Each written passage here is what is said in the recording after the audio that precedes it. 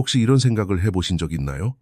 어떤 사람들은 젊은 나이에 모든 것을 다 가졌지만 마음속 깊은 곳에서는 무언가 부족함을 느낍니다. 또 어떤 사람들은 인생 후반에 이르러서야 비로소 진정한 삶을 깨닫게 됩니다. 이상하게 들릴지도 모르지만 칼융에 따르면 늦은 깨달음은 단순한 지연이 아니라 새로운 시작을 알리는 신호입니다. 자신이 생각하는 자신의 모습이 무너지기 전까지는 진정한 자신을 볼 수 없기 때문입니다. 만약 지금 삶이 정체되어 있거나 공허함, 설명할 수 없는 불안감을 느끼고 있다면 어쩌면 그것은 문제가 아니라 새로운 시작일지도 모릅니다. 인생의 전반부는 사람이 진정한 자아를 만들어가는 시기가 아니라 남들이 자신에게 기대하는 모습을 만들어가는 시기입니다. 칼 융에 따르면 이 시기는 내면의 진실이 아닌 외부의 요구에 맞춰 살아가는 적응 과정입니다. 이 시기에 사람은 자신이 누구인지 묻지 않고 어떻게 보여야 하는지를 배웁니다. 어떤 역할이 용인되는지, 어떤 행동이 칭찬받는지, 어떤 감정을 억눌러야 하는지를 깨닫고 점차 자신만의 페르소나를 만들어갑니다. 이 가면은 악의적인 것이 아니라 오히려 생존의 필수적인 것입니다. 가정, 학교, 직장, 그리고 인간관계에서 사람은 가면 덕분에 살아남고 인정받고 소외되지 않습니다. 그들은 강하고 순종적인 것처럼 보이며 기대에 부응합니다. 사회와의 갈등을 피하기 위해 개인은 많은 내면의 감정을 묵묵히 억누릅니다. 시간이 흐르면서 이러한 억압은 습관이 되고 결국 자신이 진정으로 느끼는 감정을 분별하지 못하게 됩니다. 융에 따르면 여기서 위험한 것은 가면의 존재 자체가 아니라 가면과 자신을 동일시하는 것입니다. 자신이 역할을 연기하고 있다는 사실을 잊어버리면 그 역할이 바로 자신이라고 믿기 시작합니다. 성공하는 영역에서는 스스로 가치 있다고 여기고 실패의 가능성에 직면하면 내면적으로 무너집니다. 자신의 가치가 더 이상 존재 자체에서 오는 것이 아니라 역할의 기능에 있다고 믿기 때문입니다. 이 시기의 삶은 대개 매우 강렬합니다. 목표, 책임, 해야 할 일들이 끝없이 이어집니다. 내면의 목소리와 마주하는 것이 두려워 멈추지 못합니다. 내면에는 정의할 수 없는 불안감이 있지만 그 정체를 파악하지 못합니다. 피로는 육체적인 것으로, 불만족은 일시적인 것으로 여깁니다. 융은 이 단계에서 개인이 무의식을 뒷방에 가두어 버린다고 말합니다. 억눌린 감정, 미뤄진 욕망, 표현되지 않은 분노와 두려움이 그곳에 쌓입니다. 겉으로는 모든 것이 괜찮아 보이지만 내면에는 점점 더 큰 공허감이 생겨납니다. 사람들은 종종 더 열심히 일하고 더 많은 성취를 추구함으로써 이 공허함을 채우려 합니다. 더 나은 지위, 더 강한 이미지, 더 완벽한 삶을 꿈꿉니다. 그러나 이러한 노력은 오히려 내면과의 연결을 더욱 약화시킵니다. 페르소나가 강해질수록 진정한 자아는 멀어지기 때문입니다. 융에 따르면 인생 전반기에 저지르는 가장 큰 실수는 이 시스템이 영원할 것이라고 믿는 것입니다. 사람들은 이 가면을 평생 쓰고 살아갈 수 있다고 생각합니다. 내면의 갈등을 무시하는 것을 성숙함으로, 감정을 억누르는 것을 강함으로 착각합니다. 사회적 기대에 순응하는 것을 자아, 초월과 혼동합니다. 이 시점에서 사람들은 종종 자기 자신이 아닌 자신의 이미지와 관계를 맺습니다. 거울에 비친 자신의 모습은 진정한 자신이 아니라 마땅히 되어야 할 자신의 모습입니다. 바로 이러한 이유 때문에 인생의 전반부는 보통 빠르게 지나가지만 깊이 있는 성찰을 하지는 못합니다. 많은 것을 경험하지만 느끼는 것은 적고 많은 말을 하지만 진정으로 의미하는 바는 적습니다. 융에 따르면 이 시기는 잘못된 것이 아니라 미완성된 것입니다. 왜냐하면 아직 나는 누구인가? 라는 질문을 던지지 않았기 때문입니다. 사람은 아직 멈춰서서 나는 누구인가? 라는 질문을 하지 않았습니다. 그저 나에게 기대되는 것은 무엇인가? 라는 질문에만 답하고 있을 뿐입니다. 이 단계를 완료하지 않고서는 인생의 후반부로 들어갈 수 없습니다. 가면을 쓰지 않고서는 벗을 수 없고 페르소나의 한계를 구축하지 않고서는 볼 수 없습니다. 따라서 융은 인생의 전반부를 준비의 시기로 봅니다. 하지만 이 준비 과정에는 언젠가 풀릴 매듭이 있습니다. 사람이 이 사실을 깨닫는 순간 설명할 수 없는 긴장감이 내면에서 일어납니다.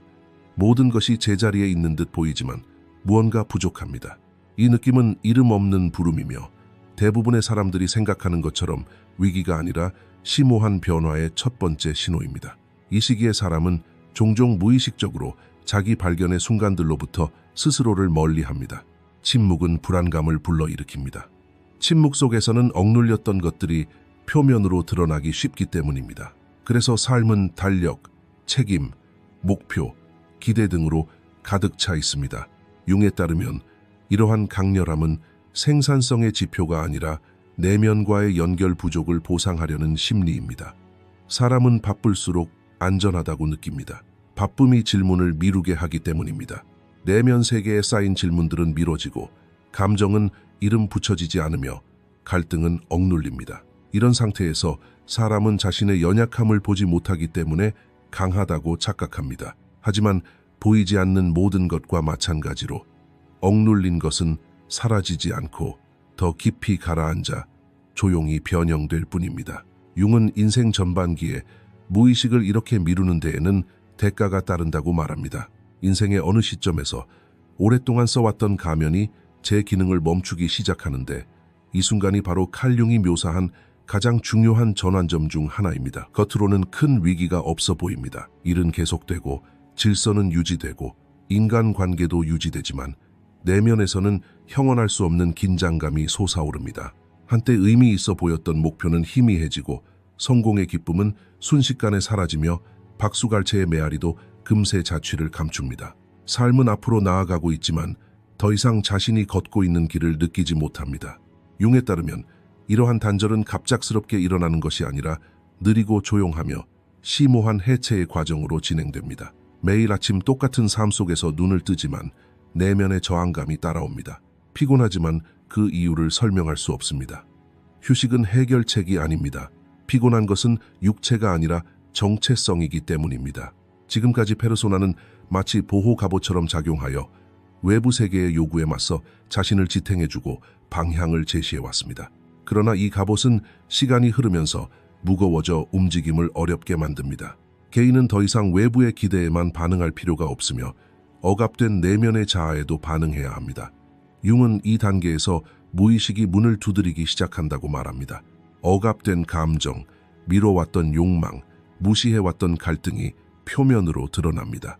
이러한 대면은 종종 성공의 상실, 관계의 단절, 건강 문제 또는 깊은 무의미감에 의해 촉발됩니다.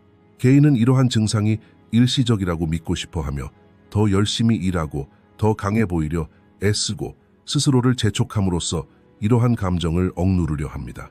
그러나 이러한 노력은 내면의 긴장을 완화시키지 못하고 오히려 심화시킵니다. 융에 따르면 한계점은 해결해야 할 문제가 아니라 들어야 할 메시지이기 때문입니다. 가면은 더 이상 진정한 자아를 감출 수 없습니다. 처음으로 그 사람은 수년간 유지해온 수능의 대가를 분명히 느끼기 시작합니다. 자신의 것이 아닌 기대에 부응하고 타인이 원하는 사람이 되고 끊임없이 자신의 감정을 미뤄온 데서 오는 피로감이 느껴집니다. 이러한 피로감은 종종 죄책감과 뒤섞입니다. 그 사람은 자신이 가진 것이 충분하지 않다고 느끼는 자신을 비난하며 감사할 줄 모른다고 생각합니다. 융은 여기서 중요한 구분을 짓습니다. 불만족은 도덕적 결함이 아니라 심리적 신호라는 것입니다. 사람은 내면의 진실성을 잃을 때 이러한 신호를 보냅니다. 바로 이 지점에서 균열이 시작됩니다. 페르소나와 진정한 자아 사이의 거리가 드러나게 됩니다. 사람은 자신이 연기하는 역할과 자신이 느끼는 현실 사이의 차이를 알아차리기 시작하고 이 차이는 불안감을 유발합니다. 왜냐하면 이 차이는 지금까지 기울여온 노력, 희생, 그리고 확립해온 정체성에 의문을 제기하게 만들기 때문입니다. 융에 따르면 많은 사람들이 이 단계에서 움츠러듭니다. 의식의 문턱에 다다르지만 다시 멀어지는 것입니다. 그들은 옛 질서를 유지하려 애쓰고 가면을 고치려 발버둥치며 균열을 외면합니다. 하지만 이러한 노력은 일시적일 뿐입니다. 일단 균열이 시작되면 무의식은 물러서지 않습니다. 사람은 이 부름에 응답하여 내면으로의 여정을 시작하거나 더 큰 내적 긴장 속에서 같은 악순환을 반복하게 됩니다. 그렇기 때문에 융은 단절의 순간을 붕괴가 아니라 삶의 후반부로 향하는 문이 열리는 순간으로 정의합니다. 모든 것이 무의미하게 느껴지는 것은 사실 표면적인 의미들이 해체되는 과정입니다. 가면이 부적절하다는 것은 나약함이 아니라 성숙의 징표입니다.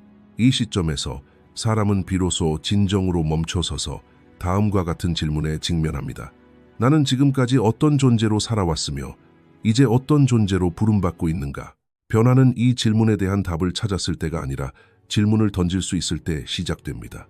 이 단계에서 사람이 겪는 가장 어려운 것은 불확실성입니다. 이전처럼 살아갈 수 없다는 것을 느끼지만 어떻게 나아가야 할지 모릅니다. 명확한 적도 없고 구체적인 문제도 정의할 수 없습니다. 모든 것이 내면에서 일어남. 융에 따르면 이러한 불확실성은 정신의 시험이 아니라 자아의 시험입니다. 개인은 처음으로 자신이 통제할 수 없는 내면의 과정에 직면합니다. 익숙한 해결책은 실패하고 논리는 침묵하며 동기는 약해집니다.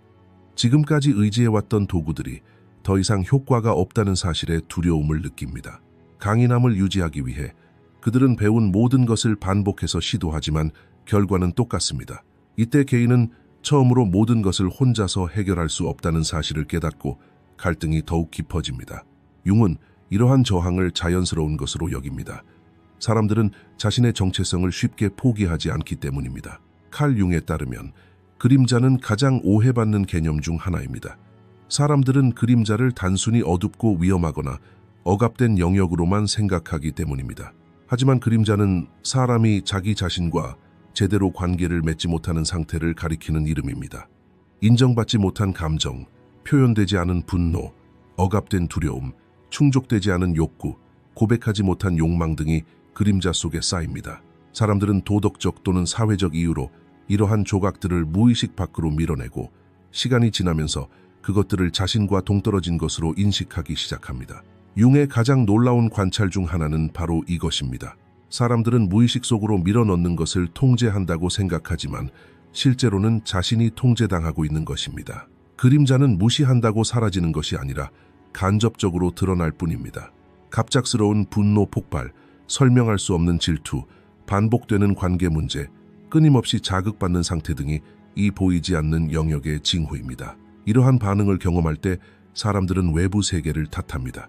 주변 사람, 상황, 과거를 그 원인으로 돌립니다. 융에 따르면 이것은 투사입니다. 사람은 자신이 직면하지 못하는 내면의 특성을 타인에게 투영합니다. 자신의 공격성을 외부의 위협으로 인식하고 자신의 무가치함을 타인의 경멸로 받아들입니다. 이처럼 내적 갈등은 외부적 투쟁으로 변모합니다. 이러한 상황은 문제가 내면에 있는 것이 아닌 것처럼 느껴지게 하여 거짓된 안도감을 줍니다. 하지만 그 대가는 큽니다. 사람은 끊임없이 방어적인 자세를 취하며 경계 태세를 유지하고 모든 상호작용을 잠재적 위협으로 인식합니다. 융에 따르면 바로 이 지점에서 도피가 시작됩니다. 그림자로부터 도피할수록 삶은 위축됩니다. 사람들과의 관계도 줄어들고 위험을 감수하는 일도 줄어들며 감정도 둔해집니다. 안전을 유지하기 위해 내면의 활력을 포기하는 것입니다. 그림자와의 접촉 없이는 통합이 불가능합니다. 온전함은 단순히 긍정적인 자질들의 합이 아니기 때문입니다. 어둠과 마주하지 않는 의식은 불완전한 상태로 남습니다. 그렇기 때문에 융은 개성화 과정에서 가장 어렵지만 가장 필수적인 단계는 그림자와 마주하는 것이라고 말합니다. 이 마주함은 극적인 고백이나 가혹한 심판일 필요는 없습니다. 종종 조용한 깨달음에서 시작되기도 합니다. 사람은 반응을 관찰하고 잠시 멈춥니다. 감정을 억누르는 대신 그 감정에 이름을 붙입니다. 생각을 즉시 진실로 받아들이는 대신 의문을 제기합니다. 바로 이러한 순간에 힘의 균형이 바뀝니다. 회피하던 것을 더 이상 통제할 수 없게 되기 때문입니다. 그림자가 의식의 영역으로 들어오면 그것은 더 이상 적이 아니라 지식의 원천이 됩니다. 융에 따르면 자신의 그림자와 마주하는 사람은 부드러워지는 것이 아니라 강해집니다. 더 수동적이 되는 것이 아니라 더 의식적이 됩니다. 내면의 어둠과 싸우는 것이 아니라 그것을 인식하기 때문입니다. 이러한 인식 과정은 쉽지 않습니다. 죄책감, 수치심, 저항감이 동반될 수도 있습니다. 하지만 이러한 감정들은 일시적입니다. 영원한 것은 내면의 통제력입니다. 사람은 더 이상 자신에게 일어나는 모든 일을 개인적인 공격으로 받아들이지 않습니다. 각각의 자극을 외부의 위협이 아니라 내면과의 연결고리로 봅니다. 융에 따르면 진정한 자유는 바로 여기서 시작됩니다. 사람은 자신을 방해하는 보이지 않는 힘의 근원을 인식함으로써 그 힘으로부터 자유로워집니다. 도피가 끝나면 통제력도 사라진다. 자신의 그림자와 마주하는 사람에게 삶은 더 쉬워지는 것이 아니라 오히려 더 현실적이 된다. 그리고 현실은 거짓된 평화보다 훨씬 더 큰 변화를 가져온다. 자신의 그림자와 접촉하지 않는 사람은 자신이 자신의 삶을 살고 있다고 생각하지만 실제로는 자동적인 반응에 의해 움직이는 평면 위를 걷고 있는 것이다. 그들은 자신이 선택하고 있다고 생각하지만 대부분의 경우 그저 반응할 뿐이다. 융에 따르면 이러한 상황은 의식적인 악에서 비롯된 것이 아니라 자각의 부족에서 비롯된다. 사람은 자신을 알기 전까지, 자신의 어두운 성향을 자각하기 전까지는 자유롭지 못하다.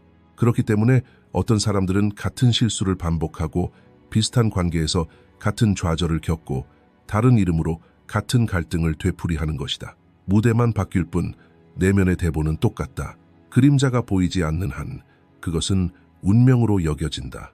이 시점에서 그림자와 마주하는 것은 도덕적인 문제가 아니라는 것이 분명해진다.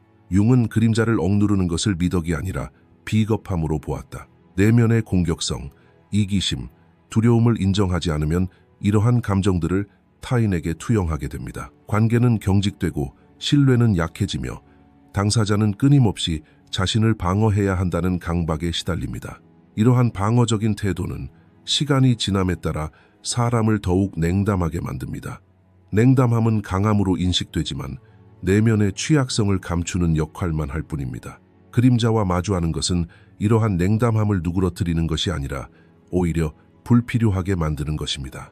칼 융에 따르면 인생 후반기는 연속이 아니라 질적인 변화이며 대부분의 사람들은 충분히 지쳐서야 비로소 내면으로 향하는 용기를 내기 때문에 이러한 변화가 늦게 시작됩니다.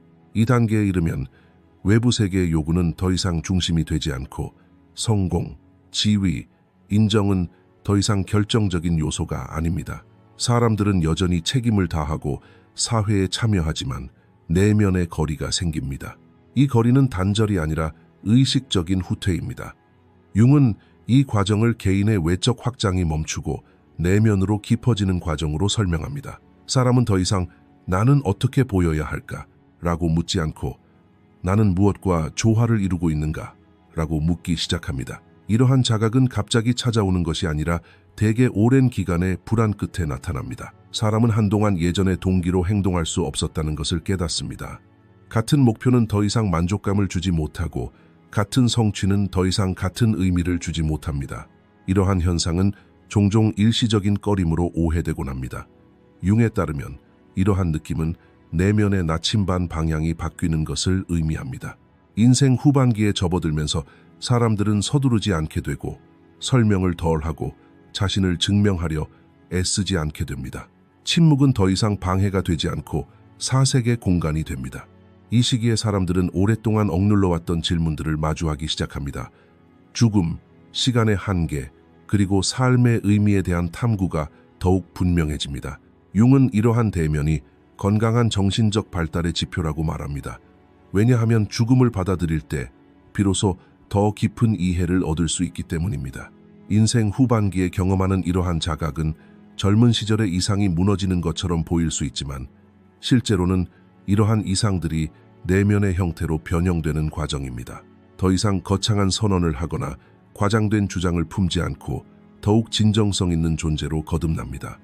타인의 기대가 아닌 자신의 내면적 기준에 따라 행동하기 시작합니다. 이러한 변화는 관계에도 영향을 미칩니다. 더 적은 사람들과 더 깊은 유대감을 형성하게 됩니다. 모든 사람에게 마음을 열기보다는 선택적으로 다가가게 됩니다. 융에 따르면 이러한 선택성은 이기심이 아니라 정신적 경제성입니다. 에너지를 여기저기 흩뿌리는 대신 의미 있는 영역에 집중하는 법을 배우게 됩니다. 이 시기에 많은 사람들은 과거를 다른 관점에서 바라보게 됩니다. 이전에는 성공이라고 여겼던 것이 사실은 도피였고 희생이라고 생각했던 행동들은 자기 자신을 버리는 행위였음을 깨닫게 됩니다. 이러한 깨달음은 죄책감을 불러일으킬 수 있지만 그 죄책감은 영원하지 않습니다. 왜냐하면 자각은 판단하기 위한 것이 아니라 통합하기 위한 것이기 때문입니다. 융이 개성화라고 부르는 과정이 이 시점에서 더욱 깊어집니다. 사람들은 더 이상 자신을 고치려 애쓰는 것이 아니라 이해하려 합니다. 내면의 갈등을 억누르는 대신 귀 기울이고 반응하는 대신 관찰합니다. 이는 자연스럽게 행동을 단순화합니다. 삶은 더 느리게 흘러가지만 더욱 강렬하게 느껴집니다. 인생 후반기에 사람들은 삶에 자신을 증명하려 애쓰는 것이 아니라 삶과 연결되려 합니다. 이 연결은 때로는 슬프고 때로는 침묵하며 때로는 외로움을 수반합니다. 하지만 이 외로움은 공허함이 아닙니다. 융에 따르면 이 외로움이야말로 개인이 자기 자신과 맺는 첫 번째 진정한 관계입니다. 뒤늦은 자각은 바로 이 지점에서 의미를 갖게 됩니다. 이러한 자각은 뒤늦은 깨달음이 아니라 적절한 시기에 도달하는 깊이이기 때문입니다. 사람들은 더 이상 잃어버린 것이 아니라 얻은 것에 집중하게 됩니다. 그리고 그들이 얻는 것은 대개 자신의 삶의 주체가 될 용기입니다. 인생 후반부는 이러한 용기에서 시작되며 바로 이 순간이 사람이 진정으로 살아가기 시작하는 첫 순간입니다. 이 시기에 가장 중요한 변화는 시간에 대한 관점입니다. 시간은 더 이상 소비해야 할 자원이 아니라 의미로 채워야 할 공간이 됩니다. 융에 따르면 젊은 시절에는 시간이 무한하다고 인식되어 무분별하게 낭비하는 경향이 있습니다. 그러나 인생 후반기에 이르러서는 시간의 가치를 깨닫게 됩니다. 이러한 자각은 공황 상태에 빠지는 것이 아니라 선택으로 이어집니다. 사람들은 모든 초대에 응하거나 모든 논쟁에 휘말리거나 모든 기대에 부응하려 애쓰지 않습니다. 이러한 거리두기는 손실이 아니라 의식적인 조정입니다. 삶은 단순해지면서 더욱 깊어집니다. 사람들은 더 이상 속도에서 힘을 얻는 것이 아니라 조화에서 힘을 얻습니다. 그들은 내면의 리듬을 외부 세계의 속도에 맞추는 대신 자신만의 속도를 유지하는 법을 배웁니다. 융은 이 시기에 나타나는 지혜는 학습된 지식이 아니라 삶의 경험에서 비롯된다고 말합니다. 사람들은 더 이상 타인에게 무엇을 해야 할지 지시할 필요성을 느끼지 않습니다. 조언을 하는 대신 그들은 존재 자체로 영향을 미칩니다. 말은 줄어들고 태도는 더욱 분명해집니다. 이것이 바로 인생 후반기에 접어든 사람들이 일반적으로 더 조용해지는 이유입니다. 이 침묵은 은둔이 아니라 내면의 온전함에서 비롯된 자연스러운 결과입니다. 칼 융에 따르면 진정한 해결책은 외부 환경을 바로잡는 데 있는 것이 아니라 내면의 상태를 바꾸는 데 있으며 이러한 변화는 반응에서 선택으로 나아가는 순간 시작됩니다. 반응은 무의식의 자동적인 반응으로 빠르고 거칠며 종종 과거의 흔적을 담고 있습니다. 어떤 자극을 받으면 사람은 자신이 반응하고 있다고 생각하지만 실제로는 과거의 시나리오가 활성화되는 것입니다. 융은 이를 무의식이 운전대를 잡는 것에 비유했습니다. 그러나 선택은 다릅니다. 선택은 멈추고 알아차리고 방향을 결정하는 것을 포함합니다.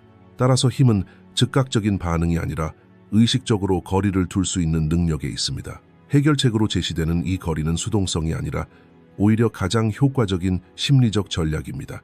모든 감정을 즉시 표현할 필요가 없고 모든 생각이 옳지 않으며 모든 충동을 따를 필요가 없다는 것을 깨닫게 되면 내면의 공간이 확장됩니다. 융에 따르면 이러한 확장은 실질적인 개성화와 같습니다. 사람은 더 이상 사건의 중심에 휩쓸리는 존재가 아니라 사건을 관찰하는 주체가 되는 것입니다. 이러한 변화는 작은 습관에서 시작됩니다. 반응을 미루고 몸의 긴장을 알아차리고 반응이 어떤 과거의 상처를 건드리는지 묻는 것이 이러한 습관의 기초입니다. 이 과정에서 사람은 자신을 바꾸려 하지 않습니다. 오히려 자신을 인식하기 시작합니다. 자기 인식이 높아질수록 반응의 힘은 약해집니다. 눈에 보이는 것은 통제할 수 없지만 이해할 수 있기 때문입니다. 융은 여기서 중요한 구분을 제시합니다. 감정은 억압될 때 강해지지만 인식될 때 방향이 바뀐다는 것입니다. 반응에서 선택으로 나아가는 것은 감정을 없애는 것이 아니라 감정을 맥락 속에 두는 것을 의미합니다. 이러한 맥락화는 관계에도 변화를 가져옵니다. 사람들은 더 이상 모든 행동을 개인적으로 받아들이거나 모든 침묵을 위협으로 인식하거나 모든 비판을 공격으로 느끼지 않습니다. 선택에 대한 인식이 발달함에 따라 경계가 더욱 명확해집니다. 이러한 경계는 고정된 것이 아니라 일관성을 유지합니다. 융에 따르면 일관성은 정신 건강의 근본적인 지표 중 하나입니다. 무엇을 받아들이고 무엇을 받아들이지 말아야 하는지 알게 되면 설명에 대한 필요성이 줄어듭니다. 이는 내면의 가벼움을 가져다 줍니다. 해결 과정에서 또 다른 중요한 단계는 통제하려는 욕구를 인식하는 것입니다.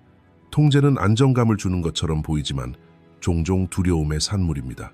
사람이 통제하려 할수록 긴장감은 커지고 관계는 악화되며 삶은 제약을 받습니다. 그러나 선택의 자유를 자각하면 통제력을 포기하는 것이 아니라 방향 제시의 필요성을 줄일 수 있습니다. 융에 따르면 이는 항복이 아니라 의식적인 수용입니다. 모든 것을 통제할 수 없다는 사실을 받아들일 때 사람은 진정으로 영향력을 발휘할 수 있는 영역에 에너지를 집중하게 됩니다. 이는 심리적 균형을 가져옵니다. 모든 것에 똑같은 비중을 두지 않게 되면서 삶은 덜 복잡해집니다. 반응에서 선택으로의 전환은 시간이 지남에 따라 행동을 단순화합니다. 말은 줄어들고 감정은 늘어나며 방어적인 태도는 줄어들고 명료해집니다. 융은 이러한 상태를 내면의 주권이라고 부릅니다. 이제 개인은 자신의 정신적 공간의 주인이 됩니다. 외부 세계의 혼돈이 완전히 사라지는 것은 아니지만 내면의 중심이 형성됩니다. 이 중심에서 출발하여 비록 자신에게 일어나는 일을 바꿀 수는 없더라도 그 일과의 관계를 변화시킬 수 있습니다. 해답은 바로 여기에 있습니다. 삶의 어려움이 줄어들지 않더라도 개인이 짊어지는 부담은 가벼워집니다. 반응하는 것은 피곤하지만 선택하는 것은 자유를 줍니다. 융에 따르면 개성화는 위대한 자각의 순간들보다는 이러한 작고 의식적인 선택들의 총합에 더 가깝습니다. 사람이 매 순간 멈춰서 선택할 수 있게 되면 과거의 그림자는 더 이상 그를 지배할 수 없습니다. 따라서 해결책은 목표가 아니라 삶의 경험이 되며 이는 자기 자신과의 관계에서 가장 성숙한 형태를 나타냅니다. 이 단계에 이르면 사람은 선택이 큰 결정에만 국한되지 않는다는 것을 깨닫기 시작합니다.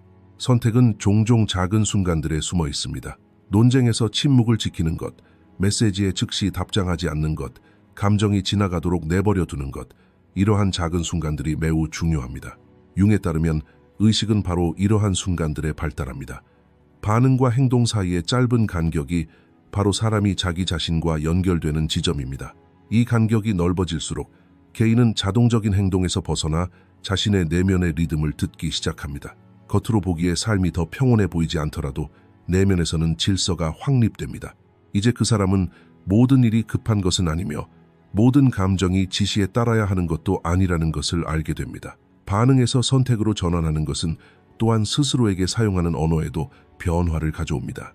내면의 대화는 거칠어지고 비난은 줄어들며 기대는 단순해집니다. 융은 이러한 내면 언어의 변화를 정신적 성숙의 징표로 봅니다. 스스로에게 더 공정해질수록 타인에게도 더 명확하게 다가갈 수 있습니다. 사람들은 삶의 끝자락에서 과거를 되돌아볼 때 이루지 못한 것이 아니라 미뤄왔던 것들을 깨닫는 경우가 많습니다. 칼융에 따르면 이러한 깨달음은 후회의 목록을 만드는 것이 아니라 의식이 마침내 제자리를 찾았음을 보여주는 것입니다. 따라서 이러한 뒤늦은 깨달음은 상실이 아니라 시간이 흐르면서 얻게 된 지혜로 여겨져야 합니다. 젊은 시절 사람들은 시간이 충분하다고 생각하며 빠르게 살고 빠르게 선택하고 빠르게 포기합니다. 하지만 세월이 흐르면서 이러한 속도는 고요함으로 바뀝니다. 모든 것을 따라갈 수 없다는 것을 깨닫게 되고 바로 이 깨달음이 삶과의 관계를 변화시킵니다. 융은 개성화 과정의 마지막 단계에서 개인이 마침내 자신의 삶의 중심에서 자신의 자리를 찾는다고 강조합니다.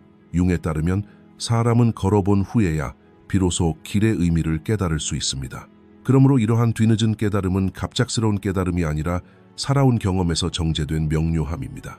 삶이 더 어려워지고 몸은 예전처럼 강하지 못하고 불확실성이 커졌을지 모르지만 내면의 중심은 여전히 굳건합니다. 이제 사람은 외부 환경에 의해 정의되지 않습니다. 자신에게 일어나는 일들이 그 사람의 정체성을 결정하는 것이 아니라 단지 그 사람이 어떤 위치에 있는지를 보여줄 뿐입니다. 이러한 자세는 고요한 강인함을 지니고 있습니다. 이는 반응하는 대신 선택하고 비난하는 대신 이해하고 도피하는 대신 연결할 수 있게 해주는 힘입니다. 이것이 바로 융이 말한 자아입니다. 사람은 더 이상 분열되지 않습니다. 자신의 그림자와 평화롭게 지내고 자신의 한계를 인식하고 그 한계를 받아들입니다. 이러한 수용은 수동적인 태도가 아니라 성숙한 수용입니다. 삶을 통제할 수 없다는 것을 알기에 사람은 삶과 싸우는 것을 멈춥니다. 이러한 내려놓음은 항복이 아니라 의식적인 관계 형성의 방식입니다. 뒤늦은 깨달음은 과거의 굴레에서 사람을 해방시켜 줍니다. 더 이상 모든 것에 대해 보상하려 애쓸 필요가 없기 때문입니다. 어떤 일은 일어났고 어떤 일은 놓쳤으며 어떤 일은 애초에 불가능했습니다. 융에 따르면 영적인 성숙은 이러한 현실과 싸우지 않는 데서 비롯됩니다. 스스로를 용서할 때 타인을 용서할 수 있습니다. 자신과 화해할 때 삶과도 화해할 수 있습니다. 이 화해는 정적인 고요함이 아니라 유연한 균형 상태입니다. 파도는 밀려왔다 사라지지만 중심은 그대로 남아 있습니다. 여기까지 오셨다면 이 여정이 어떤 식으로든 당신에게 영향을 미쳤다는 뜻입니다. 이는 우연이 아닙니다. 깨달음은 모든 사람의 문을 두드리지만 모든 사람이 문을 여는 것은 아닙니다. 당신이 여기에 있는 것은 당신이 문을 열었기 때문입니다.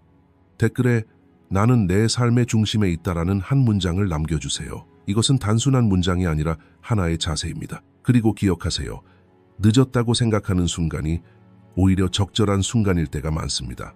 사람은 자신이 준비되었을 때만 세상을 볼 수 있고 준비되었다고 생각할 때 선택하며 준비되었다고 생각할 때 살아갑니다. 그러니 너무 늦은 것이 아닙니다. 바로 지금이 적기입니다. 이 마지막 단계에 이르면 삶은 자신에게 개인적인 태도를 취하지 않는다는 것을 명확히 이해하게 됩니다. 일어나는 일들은 보상이나 처벌 체계로 설명될 수 없습니다. 융에 따르면 이러한 깨달음은 자신을 우주의 중심에 두는 습관을 버리는 것을 의미합니다. 사람은 더 이상 일어나는 일을 개인적인 실패나 불행으로 해석하지 않습니다. 일어나는 모든 일은 일어날 수밖에 없었던 일의 일부로 여겨집니다. 이러한 뒤늦은 깨달음은 죽음에 대한 생각의 관계 또한 변화시킵니다. 죽음은 더 이상 위협이 아니라 삶의 경계를 규정하는 자연스러운 틀이 됩니다. 융에 따르면 이러한 틀은 삶을 더욱 가치 있게 만듭니다. 시간을 채우는 대신 사람은 자신이 살고 있는 순간과 연결됩니다. 사소한 것들이 가치를 지니게 됩니다. 눈길 한 번, 침묵 한 번, 한숨 한 번의 의미가 담깁니다. 삶은 확대되는 것이 아니라 깊어집니다. 이러한 깊이는 외부 조건과 무관한 만족감을 만들어냅니다. 결국 사람은 깨닫게 됩니다. 자신이 늦었다고 생각하는 모든 순간은 사실 자신이 성급하게 놓쳐버린 피상적인 것들이 끝나는 순간이라는 것을 바로 이 지점에서 융이 말하는 지혜가 드러납니다. 사람은 더 이상 존재하려고 애쓰지 않고 있는 그대로의 자신을 품습니다. 이 품음은 조용하고 꾸밈 없지만 영원합니다. 이 시점에서 삶은 덜 극적이지만 더 현실적으로 느껴집니다. 뒤늦은 이러한 깨달음은 삶을 다시 시작하는 것이 아니라 진정으로 새롭게 시작하는 것입니다. 그리고 이러한 시작은 자기 자신과의 가장 솔직한 관계에서 자연스럽게 비롯됩니다. 이것으로 영상을 마치겠습니다. 더 많은 콘텐츠를 보시려면 저희 채널을 구독해주세요. 재정적으로 후원하고 싶으시다면 가입 버튼을 통해 멤버십에 가입하실 수 있습니다. 감사합니다.